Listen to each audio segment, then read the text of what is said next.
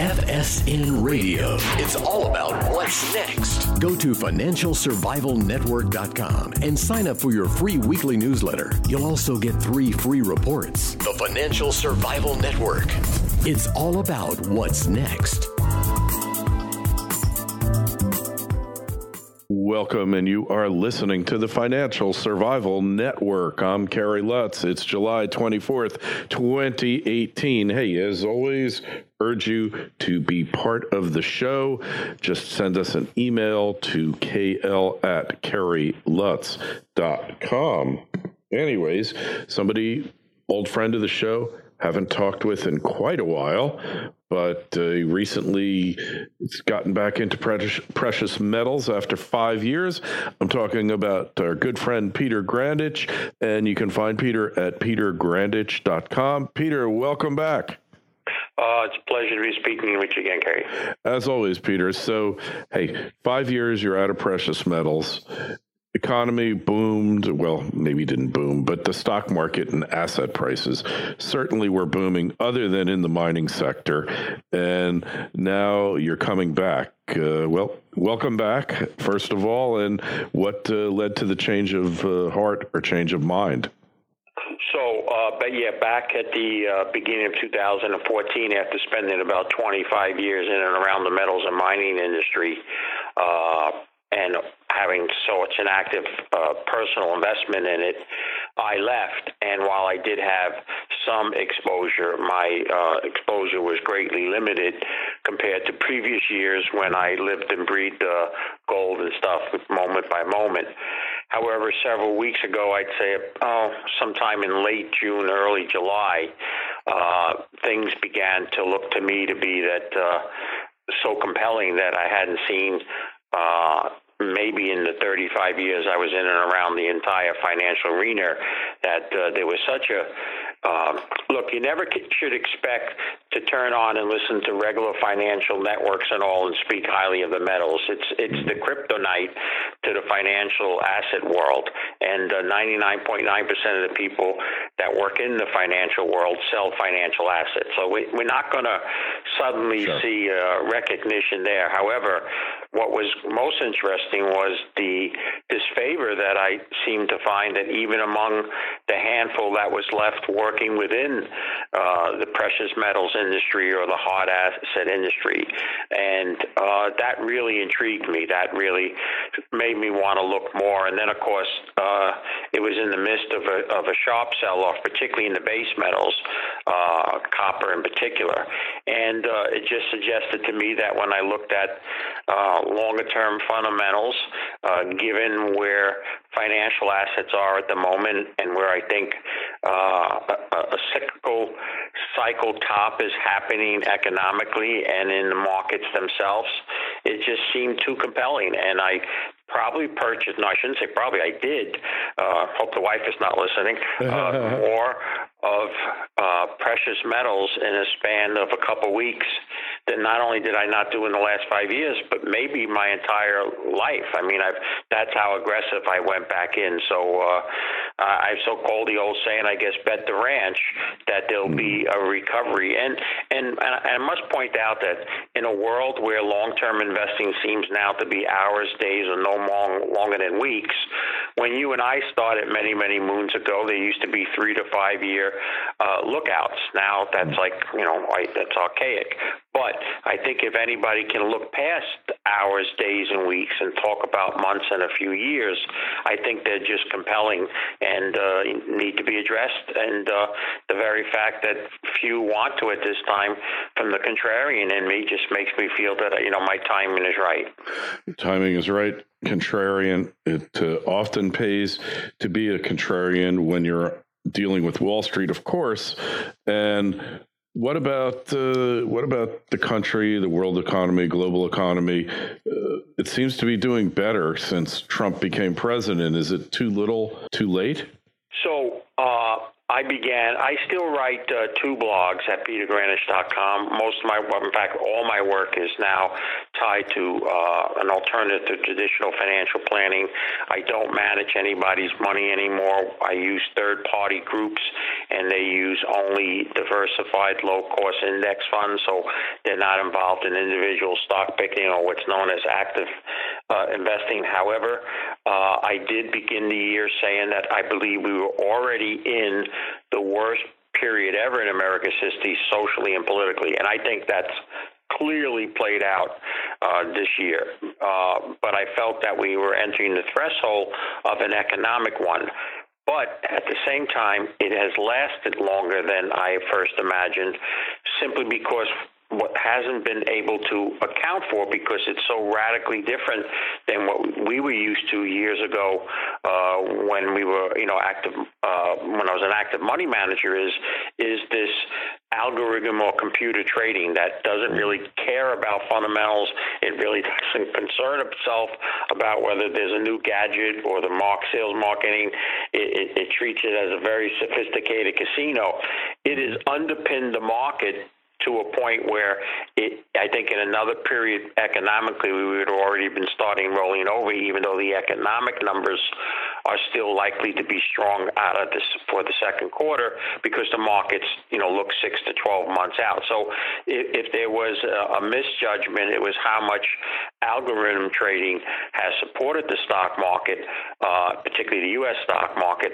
But at the same time, I remember the movie, both of us are old enough to remember watching it, actually, 2001 Space Odyssey, when that was made 20 years ahead of 2001, and that was, the great time when the computers take over and man can no longer control it, and what happens. And my feeling is everything that's happened to the upside, aided by the computer trading, will also see it help move it much lower than it would have when things turn. So, yes, socially, politically, we're already in a very bad period, which I think it can only get worse long before it can get better.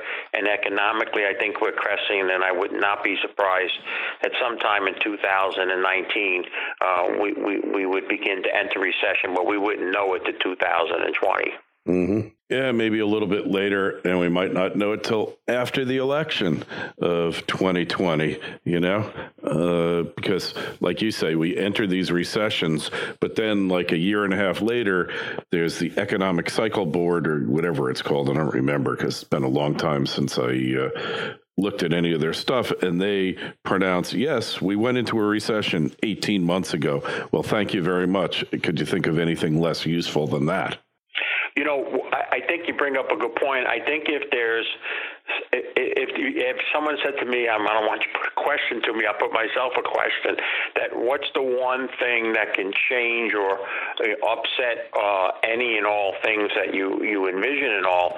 And I think you said it, and that's the election. I mean, it is so up in the air. There is such a diverse opinion from the pundits of what's likely to happen. I mean, there's literally a split within both parties. I think it's more dynamic in the Democratic Party, where far left seems to be becoming more and more of the spokespersons for where Democrats want to go. But there's been a split basically in the Republican between conservatives and more moderates. And then you have, look, the only way I can describe it is he's unlike any other president we ever had. And I think the main reason which people seem to lose focus on is that he wasn't a politician by trade. Most guys that made it to presidency were in the political business beforehand. This man, like him or hate him, wasn't. And he's not about to run it the way it used to be. Now, I'm not here, and nor do I even in my life day-to-day get involved in the discussion. I only look at it for how it can impact investing and economic planning. But at the same time this is something that still people have not grown accustomed to. And, who knows, based on that election, what then, will make it easier for him to act in the way that he does, harder for him. So the election is probably the most important thing that's going to take place, that's going to impact all the markets that we look at for the foreseeable future once that election occurs. Wholeheartedly agree. FSN Radio. It's all about what's next. The right hire can make a huge impact on your business. That's why it's so important to find the right person. But where do you find that individual? You could try posting on the job boards, but can you really be sure the right person sees your job? Instead, find the person who will help you grow your business with LinkedIn. As the world's largest professional network, people go to LinkedIn every day to grow professionally and discover job opportunities. And 70% of the U.S. workforce is already there. LinkedIn Jobs matches people to your role based on more of who they really are, their skills, interests, and even how open they are to new opportunities. This way, your job gets seen by more of the right people. Most LinkedIn members haven't recently visited the top job boards, but 9 out of 10 members are open to new opportunities. So you can only reach them on LinkedIn. That's why a new hire is made every 10 seconds using LinkedIn. And businesses rate LinkedIn 40% higher than job boards at delivering quality candidates. Hurry over to linkedin.com/FSN and get $50 off your first job post. That's linkedin.com/FSN to get $50 off your first job post. linkedin.com/FSN. Terms and conditions apply. The Financial Survival Network. It's all about what's next. Hey, we've been talking a long time, but we hadn't talked in a while. We never have discussed cryptocurrencies, and I'm sure you have an opinion about them. I haven't really got involved in it. Look, the one thing I've said to people is that I wouldn't treat it as a fad. I believe that the technology and the idea behind it will more than survive. A year ago, I did say that, because they went so crazy that, a lot of them are not going to make it or make it in the way that you would expect it. There'll be an inevitable shakeout, and then the industry will take hold, kind of like the internet craze first happened. Everybody and his mother was involved in it. There was a shakeout, and then 10 or 15 years later, look at the ones that survived. They're the best performing stocks in the markets right now. So I don't, and because of where I am, and I'm away and out of forever, the hard asset area arena and all, I didn't get that much involved in it. But one thing I did notice in recent weeks that I would have not said this if we did this interview 3 or 6 months ago, it seems more mainstream people are willing to put money into that industry. I don't think they're going to put it just across every Tom, Dick, and Harry, but now it's not just the so-called crazies and all, but mainstream people are looking at it, and so I think it will more than survive, but I'm not good enough to tell you which ones or what will be the best, but it's certainly not something that's just going to disappear and not even know what a cryptocurrency is 2 or 3 years from now. And what I think is, they're here to stay. As far as calling them currencies, I wouldn't call them that because very hard to spend them, especially with valuations that jump all over the map. But, there's definitely something there. I think in other applications with the blockchain, there's going to be revolutionized. It's going to revolutionize things like stock market. I agree with you. The blockchain is the important part. Whether Bitcoin makes it or not, blockchain technology in itself is being incorporated, and that's where the real money is being placed. So, if you ask me, I would own something that's pure or going to influence through blockchain technology than a particular currency. The one hiccup I always have and still have about when it uses a currency is the moments the governments think that money's being hidden from them that they can't grab, they'll go after those people. That's how it is. It doesn't matter what they're doing, cryptocurrencies, whatever it is, and so forth. And that's been the one stigma to get over. And you're right. I think it's hurt when it's called and viewed as a currency because the people that control the monetary paper world that we live in don't don't want somebody else hiding from their money and not paying what they think is their fair dues. Yeah, and the biggest power a government has is issuance of currency, sovereign currency, and they sure as heck don't want any competition. I've asked people, hey, how are you going to feel about Bitcoin when you could get sentenced get sentenced to 5 years in prison for possession with intent to distribute Bitcoin? And everybody looks at me like, oh, that'll never happen, right? Well, yeah, anybody that says, that wouldn't is asking for trouble, because we know the government can decide to do anything it wants when it wants to do it. Yeah, it's no longer a government of enumerated powers, for sure.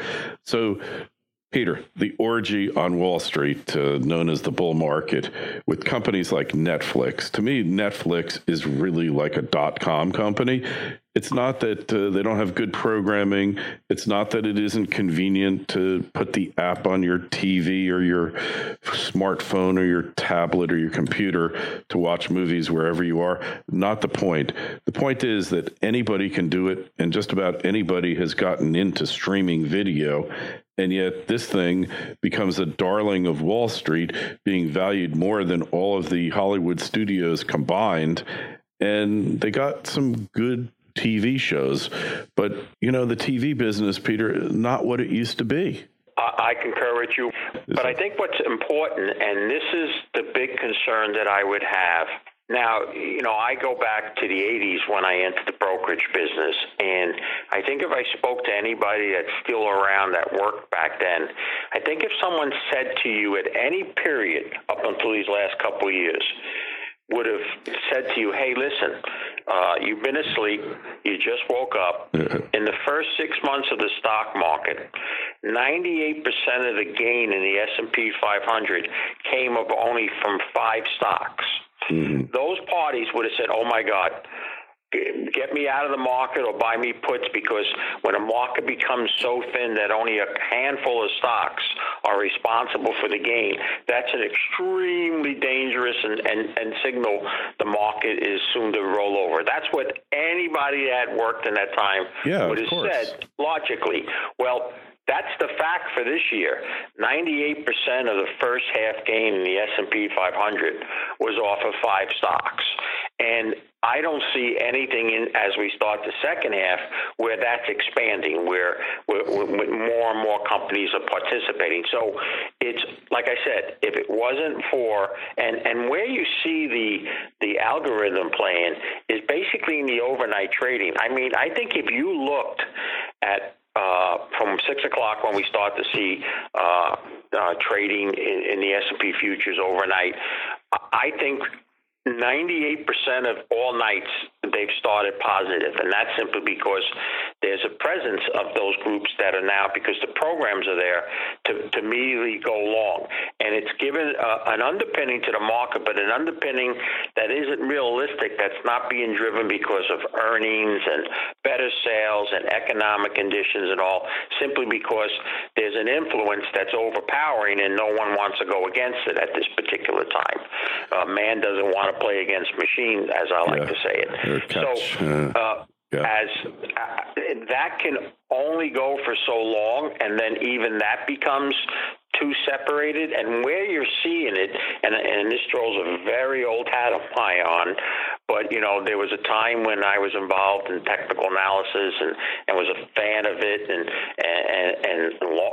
no one even uses anymore, but Gann angle theories and things. Oh, sure. And what I see in the stock market now from a technical standpoint is so overbought and things so far away from moving averages and so thinly participating that if you take like the FANG stocks out, we're actually down on the year. That it's just screaming dangerous. So my view is, hey, it's like that red thing when before it blows, there's that red on the meter. Yeah, you can go a little further in the red meter before it explodes, but we're in that red section, and my view is that that's when you have to become a live chicken versus a dead duck. And somebody say, well, you may be early. Well, there's an old saying, and it's proven right for 35 years. I'd rather be a year too early than a day too late. And I just think right now, when it comes to the U.S. stock market, there's outside of things related to metals, I certainly don't want any participation. And I frankly have actually taken in this last week or two a couple short positions in both the FANG leverage bearish ETF and as well as the Dow. So, and I'm not here to tell people what to do in their investments, but I will tell you this, like I said, is I've never seen to where such a small amount of stocks are responsible for a market movement, only then to see the market keep going up and up. Historically, that's always been at the end of a move. So we'll see if this time it's different. Usually it's not, and that's what I'm betting on. Hey, it's never been different yet, Peter, right? I mean, no, it hasn't, even though they like to say that all the time. You know, it might be different for a little while, but it always winds up the same. If there's any lesson that I've learned from markets, Bitcoin included, is, hey, you think it can only go up, you think it's going to infinity, and you very well might be right. It might be going to infinity, but there's a lot of room between now and infinity for that to happen. So it really makes you question, man, I've never seen a new market yet, a new era. I've lived through them where people claimed it was a new era, but have you ever seen a new era yet? No, and I think you make a very good point in that what happens is, you resort back, and that's one of the, maybe finish up on this, and that is, it's one of the reasons why gold is still a worthy, I read all these articles, and I get, there's nothing but negative articles in the regular media. Yeah. You're not going to find, as I said earlier, it's the kryptonite. Nobody selling Fords are going to put out Chevrolet information when you come in to look at the Ford. So no one in the financial service industry that sells financial assets is going to have things like gold for you to look at. But what I find is that even in the what's left of apparently the hard asset community, people have started talking about, cryptocurrencies have replaced gold. Gold is an icon. There's really no interest in it anymore and all. And what really got my interest and why I decided to even get back into major mining shares was the fact that how much struggle it's now to find new worthy deposits. Oh my God! I hate to use the word, but peak gold, so to speak.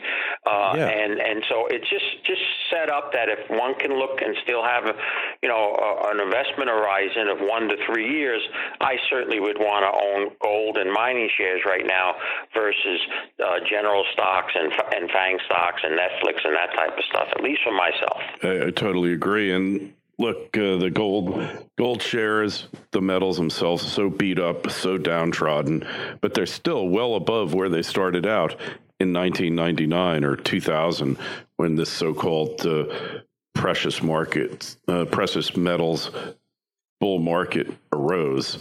So, they aren't really that much down and out. But what you say, though, about companies finding major new deposits is entirely true. I mean, you just have to look around. The number of mining companies out there seems to have declined, and the number of ones that really have something on the ball really gone way, way down. So anyways, Peter, just again, we find you over at petergrandich.com. Best place to find you? Yes, sir. Peter, Grandich, one word, petergrandich.com.